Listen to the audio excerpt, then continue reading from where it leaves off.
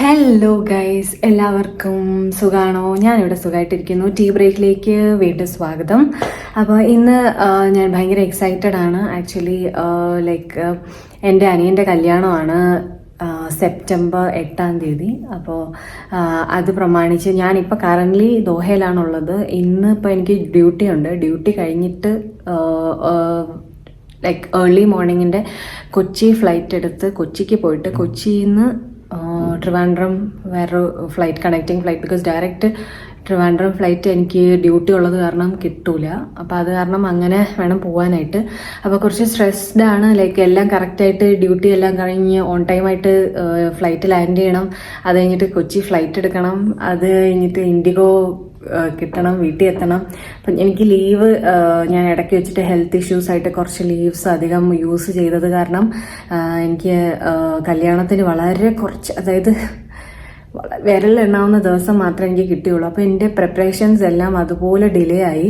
എല്ലാം ലാസ്റ്റ് മിനിറ്റാണ് എനിക്ക് ഒപ്പിക്കാൻ പറ്റിയത്. എന്നാലും എൻ്റെ മാക്സിമം ലൈക്ക് ഞാൻ എല്ലാം സെറ്റ് ചെയ്യാൻ വേണ്ടി ശ്രമിച്ചിട്ടുണ്ട്. ബട്ട് സ്റ്റിൽ ഞാൻ ഫുള്ളി ഹാപ്പി ആണോ എന്ന് ചോദിച്ചു കഴിഞ്ഞാൽ അല്ല. കാരണം ടൈമിൻ്റെ ഒരു ഇത് കാരണം കുറേ കാര്യങ്ങളിൽ നമ്മൾ കുറേ പെൻഡിങ് ആണ്. ആക്ച്വലി ഒന്നും ചെയ്തിട്ടില്ല. അപ്പോൾ ഇന്ന് 5-ാം തീയതിയാണല്ലോ. അപ്പോൾ എനിക്ക് ഇന്നിപ്പം വൈകിട്ടാണ് ഫ്ലൈറ്റ്. ഞാനിപ്പം കറൻ്റ്ലി പോകാൻ പോകുന്നത് ഇവിടെ സവാസ്ദി പാർലറിലാണ്. അവിടെ എനിക്ക് നെയിൽസ് ഞാൻ കുറേ നാളായി ചെയ്തിട്ട്, അപ്പോൾ നെയിൽസ് ഒന്ന് ചെയ്യാമെന്ന് വിചാരിച്ചു. അപ്പോൾ എല്ലാവരും എൻജോയ് ചെയ്യുക, വീഡിയോ കാണുക. അപ്പോൾ നമുക്ക് സവാസ്ദിയിൽ പോയി നെയിൽസ് ചെയ്യാം. ഓക്കെ.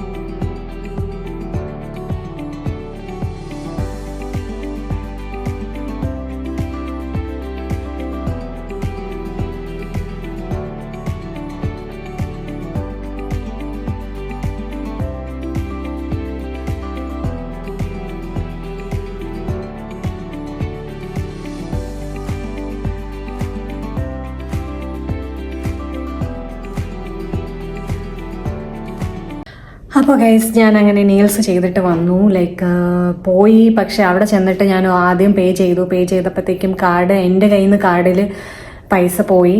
പക്ഷെ അവരുടെ ഇതിൽ ഡിക്ലൈൻ ആയി. പിന്നെ ബാങ്കിലൊക്കെ വിളിച്ച് ചോദിക്കേണ്ടി വന്നു.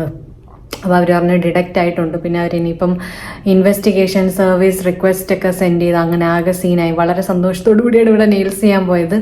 അല്ലെങ്കിൽ ഞാൻ എപ്പോഴും ഇങ്ങനെ എന്തെങ്കിലും പരിപാടി അവതരിപ്പിക്കാൻ പോകും, അവിടെ എന്തെങ്കിലുമൊക്കെ പ്രശ്നങ്ങളായിട്ടായിരിക്കും തിരിച്ചു വരുന്നത്, അൺഎക്സ്പെക്റ്റഡ് ആയിട്ട്. അങ്ങനെ വിചാരിച്ചപ്പോൾ ഡബിൾ പേ ചെയ്യേണ്ട ഒരു അവസ്ഥയായിരുന്നു. 7 ദിവസത്തിനുള്ളിൽ അത് റീംബേഴ്സ് ആവുമെന്ന് വിചാരിക്കുന്നു. ലൈക്ക് അതാണ് അവർ പറഞ്ഞത്. നോക്കാം. എന്തോ കാർഡിൻ്റെ എന്തോ ഇഷ്യൂ ആയിട്ടാണ്. പിന്നെ ഞാൻ നെയിൽസ് ചെയ്തു. ഇതിപ്പോൾ നിങ്ങൾക്ക് ഇതിൽ കാണുമ്പോഴത്തേക്കും അത്ര മനസ്സിലാവുമെന്ന് അറിയത്തില്ല. കുറച്ചിങ്ങനെ ഒരു ഷൈനിങ് ആയിട്ടുള്ള ഒരു സംഭവമാണ്. ഞാൻ കുറച്ച് ന്യൂഡാക്കി വെച്ചു. ബിക്കോസ് എല്ലാ ഡ്രസ്സിൻ്റെ കൂടെ മാച്ച് ആകാൻ വേണ്ടിയിട്ട് കുറച്ച് ന്യൂഡായിട്ട്. എല്ലാത്തിലും നോക്കുമ്പോഴത്തേക്കും കോമൺ ആയിട്ടൊരു പിങ്ക് ടോൺ വരുന്നുണ്ട് ഡ്രസ്സുകളിലെല്ലാം. അപ്പം അതുകൊണ്ട് ഞാനൊരു കുറച്ച് പിങ്ക് ഇതായിട്ട് ഇതിങ്ങനെ നമുക്ക് വീഡിയോയിൽ അത്ര അറിയാൻ പറ്റുന്നില്ല. ബട്ട് കുറച്ച് ഷൈനിങ് ആണ്. ബട്ട് വളരെ സിമ്പിളായിട്ട് ചെയ്തു. കാലിൽ ഞാൻ ചെയ്തില്ല. കാലിൽ ഓൾറെഡി ചെയ്തിട്ടുള്ളതുകൊണ്ട് അത് ഓക്കെയാണ്. അത് വെച്ച് അഡ്ജസ്റ്റ് ചെയ്യാം. ഇനി നാട്ടിൽ പോയിട്ട് നാട്ടിൽ വന്ന് ലാൻഡ് ചെയ്ത ഉടനെ തന്നെ വന്നിട്ട് പാർലറിൽ ഓടേണ്ട ഒരു അവസ്ഥയാണ്. മുടി ഒന്ന് വെട്ടണമെന്നുണ്ട്. കളറ് സമയം കിട്ടുമെങ്കിൽ കളറൊന്നും ചെയ്യണമെന്നുണ്ട്. പിന്നെ ഫേഷ്യൽ ചെയ്യണം. അങ്ങനത്തെ കുറച്ച് പരിപാടികളൊക്കെ ഉണ്ട്.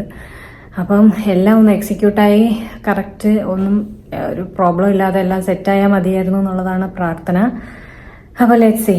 ഇനി ബാക്കി വിശേഷങ്ങൾ നാട്ടിൽ ചെന്നിട്ട് ഫെയറിലാണ് പോകാൻ വേണ്ടി ഉദ്ദേശിക്കുന്നത്. അപ്പം അവിടെ ചെന്നിട്ട് അവിടെ ഓൾറെഡി ഭയങ്കര തിരക്കാണ്. എപ്പോൾ ചെന്നാലും നമ്മളിപ്പോൾ തന്നെ ഉച്ചയ്ക്ക് ശേഷമായിരിക്കും ചെല്ലണത്. അപ്പം അത് കഴിഞ്ഞിട്ട് അവിടെ ഭയങ്കര തിരക്കായിരിക്കും. എന്നാലും ഇറങ്ങുമ്പോൾ ഒരു നേരമാവും. കല്യാണത്തിൻ്റെ തലേന്നാണ് എത്തുന്നത് ബേസിക്കലി.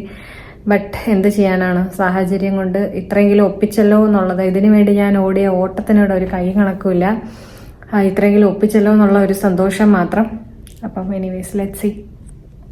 ഞാൻ പറഞ്ഞില്ലായിരുന്നു ഞാൻ എവിടെ പരിപാടി അവതരിപ്പിച്ചാൽ എന്തെങ്കിലുമൊക്കെ പ്രശ്നം ഉണ്ടാവുമെന്ന്. അപ്പോൾ ഞാൻ എയർപോർട്ടിലെല്ലാം ഓൺ ടൈം എത്തി, എല്ലാം അടിപൊളിയായിരുന്നു. ലൈക്ക് അവിടെയൊക്കെ കുറേ ഞാൻ കറങ്ങി. എന്നിട്ട് എനിക്ക് എൻ്റെ കമ്പനിയുടെ ടിക്കറ്റായിട്ട് എനിക്ക് ബിസിനസ് ക്ലാസ്സിലേക്ക് അപ്ഗ്രേഡഡ് സീറ്റൊക്കെ കിട്ടി. ഞാൻ ഭയങ്കര ഹാപ്പി ആയിട്ടാണ് ഞാൻ പോയത്. ഞാൻ അങ്ങനെ വ്ളോഗൊക്കെ ചെയ്ത് ഇങ്ങനെ പോവായിരുന്നു. ബട്ട് ഡോറ് ക്ലോസ് ചെയ്ത് കഴിഞ്ഞതിന് ശേഷം അവർ വീണ്ടും ഡോർ ഓപ്പൺ ചെയ്തു. പിന്നീട് പറഞ്ഞു ടെക്നിക്കൽ ഇഷ്യൂ ആണ്, പോകാൻ പറ്റത്തില്ല എന്ന് പറഞ്ഞിട്ട് 1:45 ഫ്ലൈറ്റ് ആയിരുന്നു. ഞങ്ങളെ പിന്നെ കയറ്റിയിട്ട് ഞങ്ങളെ തിരിച്ചിറക്കിയിട്ട് ഞങ്ങളെ തിരിച്ച് എയർപോർട്ടിൽ കൊണ്ടുപോയതിന് ശേഷം ഞങ്ങളെ പിന്നെ 1:45 ഫ്ലൈറ്റ് 6:45 എടുത്തത്. അപ്പം ഞാൻ ബുക്ക് ചെയ്തിരുന്ന ഇൻഡിഗോ ഫ്ലൈറ്റ് എനിക്ക് മിസ്സായി.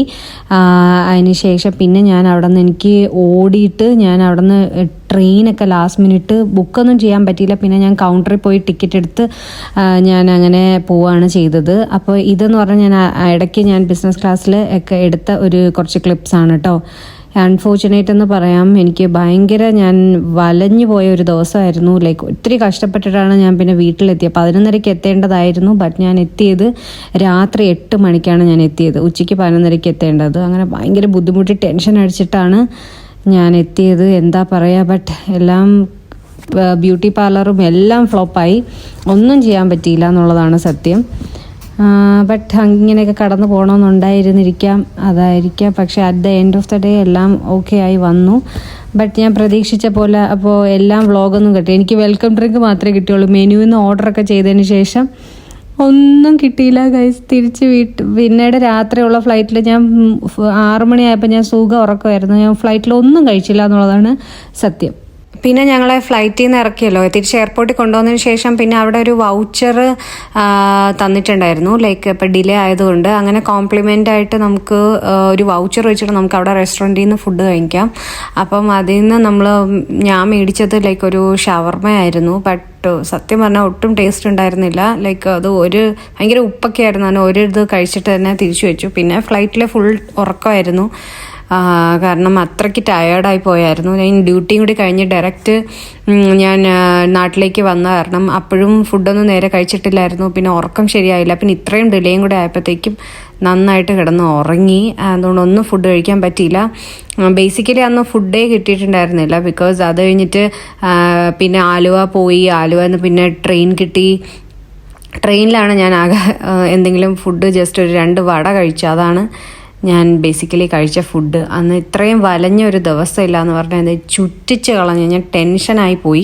കാരണം പെട്ടെന്ന് നമുക്ക് നമ്മുടെ പ്ലാനിൽ നിന്ന് എല്ലാം എക്സ്പെക്റ്റ് ചെയ്ത് നമ്മൾ ഒരു മൈൻഡ് സെറ്റിൽ വന്നിട്ട് പെട്ടെന്ന് എല്ലാം കയ്യിൽ നിന്ന് പോയ ഒരവസ്ഥയായിരുന്നു. But at the end finally 8 മണിയായപ്പോൾ ഞാൻ ട്രിവാൻഡ്രം എത്തി. ഇനി ബാക്കി വിശേഷം നമുക്ക് അടുത്ത വ്ളോഗിൽ കാണാം. അപ്പോൾ സ്റ്റേ ട്യൂൺഡ്.